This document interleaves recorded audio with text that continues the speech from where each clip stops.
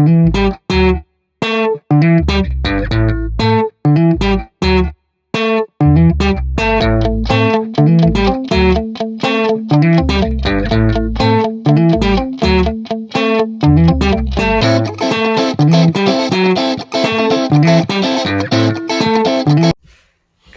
defeat on penalties. How's your dressing room after that one? The boys are naturally disappointed. I think it's a tricky one because nobody likes getting beat on penalties, but I think first half we were obviously the more dominant team. I thought we played particularly well. I think we looked a little bit hungrier. Obviously 1-0 up at half time. Second half obviously came out, started not too bad, and then obviously, as you would expect, Thornton kind of got control in the midfield a wee bit, and it felt like we needed to make changes to freshen it up to try and obviously get the game done within the 90 minutes. So, and the consequence of that, unfortunately, is when you go to penalties, we had a few of our probably natural penalty takers sitting on the bench. Kennoway are currently second in the second division, and Thornton are second in the first division. So that means there's 16 places between both teams in the Scottish football pyramid. Did it look like that to you today? No, not at all. And that's what I said to the lads. I went, look, I know they're all disappointed, but the positives for us is, I know just the Thornton game obviously as well. We had played Kirkcaldy and Dyes up here twice in the cups as well, and again they were really close games. One was obviously a penalty win for us, and I think they scored quite late on in the game as well to make it 1-0. So they've been really close contests, which, as I said to the boys, it's that's where we think we should be. We should be in the league above, competing. We've got a very young squad.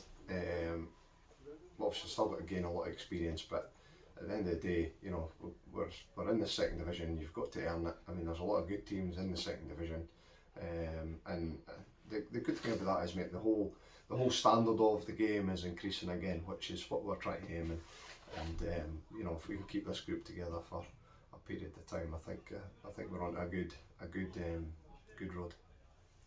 Good, and I wanted to pick your brain on the league form and get some of your wise words. It's been a while since we spoke about the league. Mm-hmm. Last season, Kennoway Star Hearts drew 8 games.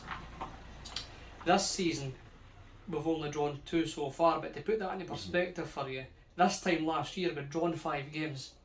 So what do you think the difference is this year, turning drawn situations into wins? Again, experience. I think as I said, we've got, we want to try and attract a lot of the local talent here, and we've got a lot of young guys. I mean, the way we kind of run the club is we want to bring all the sort of best young talent to the club, and that's how we want to build our squad, and that's what we've managed to do.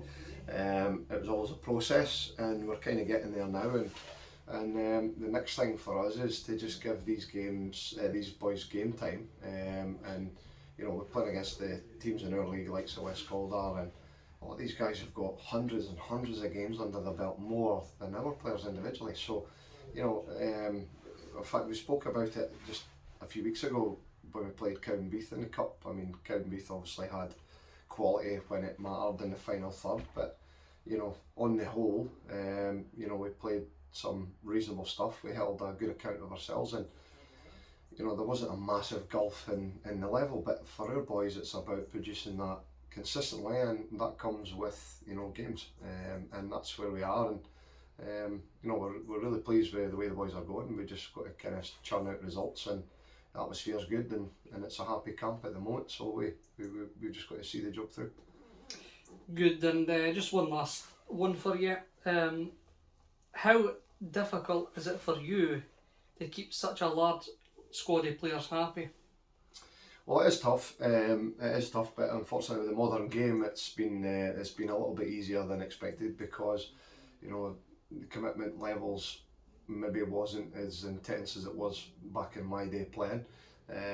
Boys do go away for weekends for their birthday, and our girlfriend wants to go on holiday, and all that kind of stuff. That's the same for every single club. So thankfully for me, it's kind of worked in where boys are away, and obviously other guys have came in, and we've not had too many. As much as we've got a big squad, we've not had too many occasions where we've had a lot of boys sitting out the squad, which is good. And the other thing as well, out the squad we've got kind of a few long-term injuries as well. Dan Meldrum, Jamie McClelland. So there has been long-term injuries there as well. Good. Thanks for chatting to us. Cheers. Cheers, mate. Thank you.